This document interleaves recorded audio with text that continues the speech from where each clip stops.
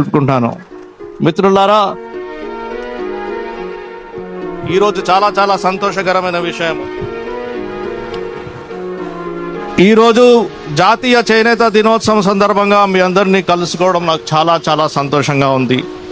ప్రతి చేనేత కార్మికుడు నా హృదయపూర్వక అభినందనలు తెలియజేస్తూ మీ కుటుంబాలని సుఖ సంతోషాలతో ఉండాలని నేను ఆశిస్తున్నాను. చీరాల అంటే చేనేత, చేనేత అంటే చీరాల అనే గొప్ప గుర్తింపు ఉంది.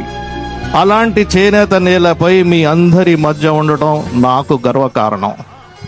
చేనేత అనేది కేవలం ఒక వృత్తి మాత్రమే కాదు, అది మన సంస్కారం, మన సంస్కృతి, మన సంప్రదాయం.